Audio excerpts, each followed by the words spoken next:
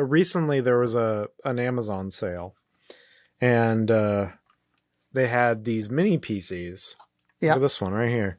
It's the B-Link SCR5, and it's a nice little mini PC. Retro Game Core reviewed it, and it seemed like it emulated all the things I talked about in a previous podcast that Gabriel wanted to, experience more of the, Mario games that aren't on the Switch. And so I picked this up during that Amazon sale, and yeah, I've been loading it up. I made a custom. I put Botticera on it, which is didn't you have a PC connected to one of your arcades as well? Weren't you doing something similar with PC emulation? I was playing around with it I have like an old PC, but it's like huge. It's a big one. I wanted something small that could just go in the TV console upstairs underneath the TV. And so this one is pretty good. It emulates up to like Wii U. And so yeah, I made so Botticera is like a Linux emulation station with emulation station front end. And so I loaded up an SSD that has that on there, so you could boot into Windows or that. And what do you play with, a Pro Switch controller or something? I play with right now I have a 8-bit Do, like the 8-bit Do Pro. And what are you guys mostly playing? Well, this is a birthday present for him for December, so Christmas December. So it's going to be his gift. So I've loaded up with every Mario game from NES, Super Nintendo. I did the 3DS games. I'm making sure they all work well. I made a custom splash screen with his name on it, which has all the Mario characters, and this is Gabriel, and Mario is missing, perhaps. No, because one, I don't want to make the library too big because I don't want to overwhelm him. Maybe as he as he plays more games, maybe I'll add more. But yeah, Luigi's Mansion's on there. It does GameCube really well.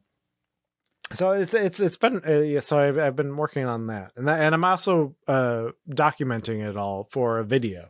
Oh, so great! That'll be my like Christmas video for December. Will be a kind of a review of this PC, but also documenting that I'm making this for Gabriel. So we should send it to Retro Game Core. Hey, we really like you. We make these too sometimes. He's going to be working on an arcade 1-up style. He recently did it for his 200,000 subscribers. He did like a tour of his game room, which looked very clean and very tidy and very organized. I like this dude's style. He's like he was active military for years in like Hawaii or something. And now he just buys every one of these chintzy handhelds and reviews them for us. Yeah. And speaking of chintzy handhelds, I got a new one. And here, before I show you, I was very pleased with my RG351P. Little form factor, looks like a Game Boy Advance, even as purple. The only thing about it was, the screen resolution required like that scale integer feature. Otherwise, like it looked pretty blurred out. And so not the best screen in the world. I think it's like 320p or something like that. Mm-hmm. And, but it's small. And so, whatever. And also, if I did want to use the control stick, it kind of just wasn't, my hands, it wasn't quite comfortable in my hands. So I bought one of those 3D printed, like, grips. And so that did me.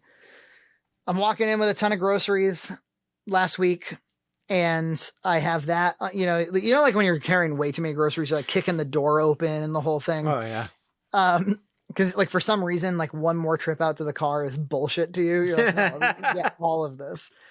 And it totally just, like that, the kind of fall where it just sort of topples out of one piece of you, and it goes right on its face, and I pick it up and the screen is destroyed. And of course I had an SD card. It's tragic. It is tragic. It's $100. I had it for 2.5 years. I played many, many hours of video games on it. But then you say, well, it's like when your computer finally dies. You're like, but now I do get to get a new one, don't I? I get to shop. And so I've been watching Russ, fruitlessly. for 2.5 years. He's a beautiful man. He's a beautiful man. Great. I still watch his content. He did a recent video on some mini PCs, not unlike the one I just got.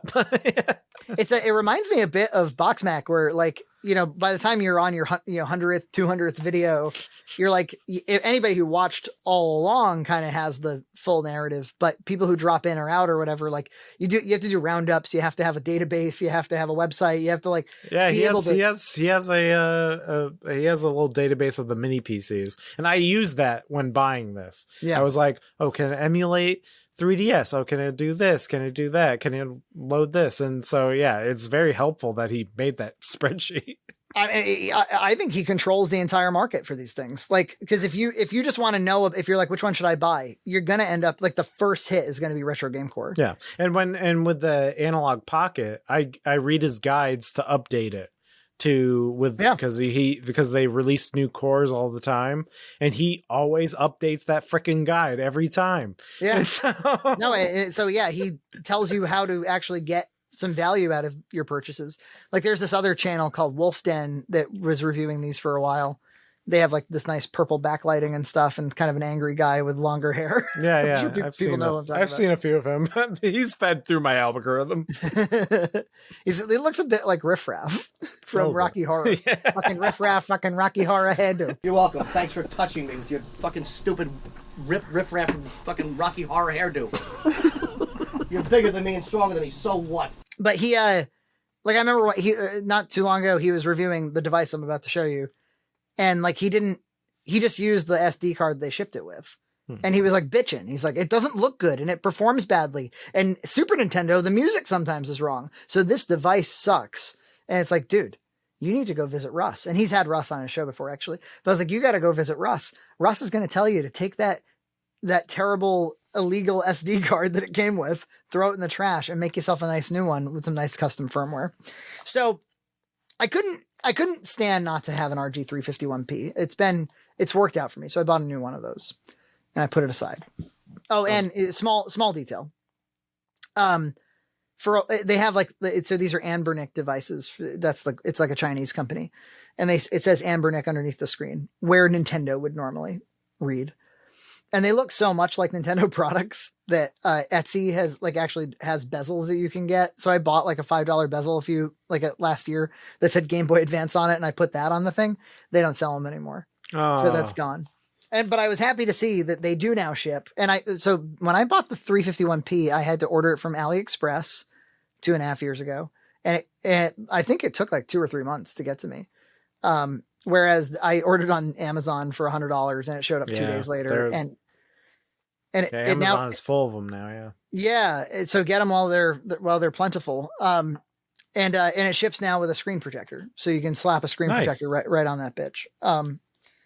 I like the 351P because it's the 3.5 screen. It's the exact screen resolution as the GBA. Yeah. So if you want to play GBA on it, it's like, you can't do better for GBA than this thing.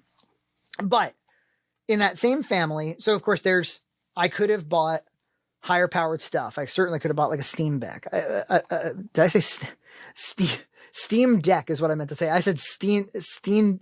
What did I just say? Steamed hams. I think I said Steenbeck. That's what. Yes, a Steenbeck. John Steinbeck novel. It's a flatbed that you can edit 16 millimeter film on it.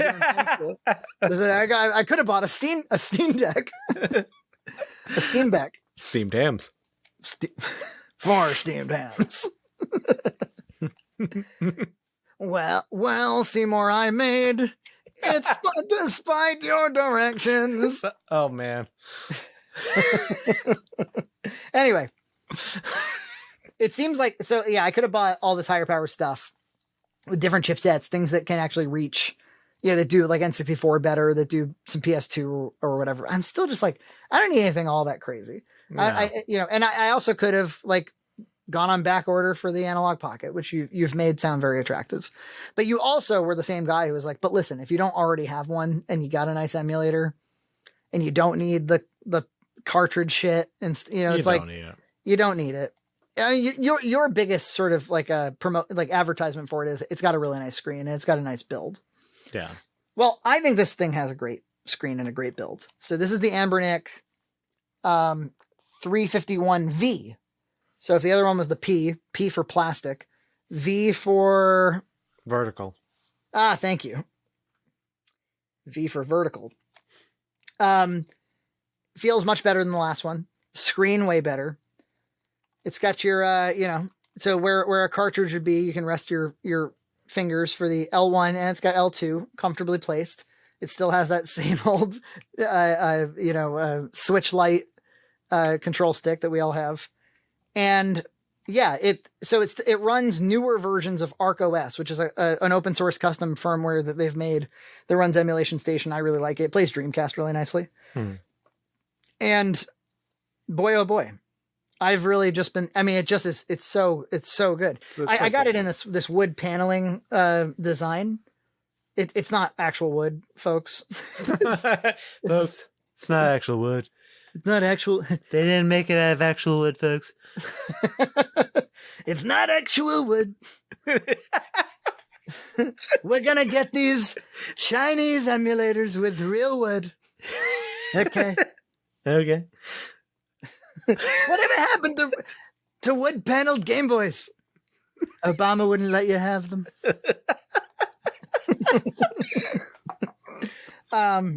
It's just been great. I played so like I have an original Game Boy right over there, and sometimes I'll sort of stare at it longingly. I'll be like, maybe I should just play you cheeky little bastard. Maybe you weren't so bad, but I know the truth that thing. The backlighting on that thing is total nonsense. No lighting. but it once you have this vertical form factor, it kind of made me want to like feel the Game Boy-ness. Mm-hmm. And so what I did was I popped on Super Mario Land 2 6 golden coins. Oh yeah. The ROM hack deluxe version, which turns the hearts into actual mushrooms. It colorizes it. You can play as Luigi, and it looks so good on this screen. It felt so good to play. I just rushed through the whole game. Just had this sexual experience playing this game. Just absolutely spent myself. Had a whole week in Vegas with this thing. Oh yeah. Oh yeah. Quit bogarting the vertical form factor. Made me spank my monkey. It makes me want to spank my monkey. Beavis, I am going to kick the living bejesus out of you. Oh, I'll be damned. Hey, how's it going? Yeah, this is great. It is $100. And if you buy I buy a 512 gig SD, which is about $50, pop that sucker in, make sure to take an image of it in case it ever gets damaged. I don't know about you, man. I reach for this way more than I reach for my Switch. I'll be honest. Yeah, no, it's been nice just even testing this mini PC. Like during work, I'll throw on something, and it's nice to just have something that I don't know, you can customize to a T. Works great, perfectly free for all those copyrighted games. Perfectly, yeah. Oh yeah, I definitely downloaded ExpressVPN so that I could go on the high seas for some of the Wii U games, but that's how we should.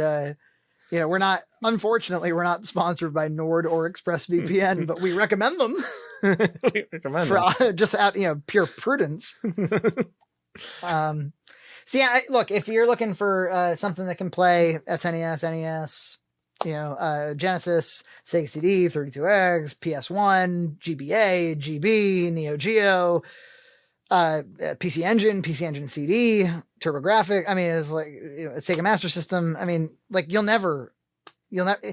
So like I get it. Like there, I understand why you might want to find like if you wanted to buy a Steinbeck, a Steinbeck. Yeah. If you wanted to buy a John Steinbeck novel. I understand if you do. I understand being like, oh, sweet, now I can play like PS3 and GameCube on the go and stuff.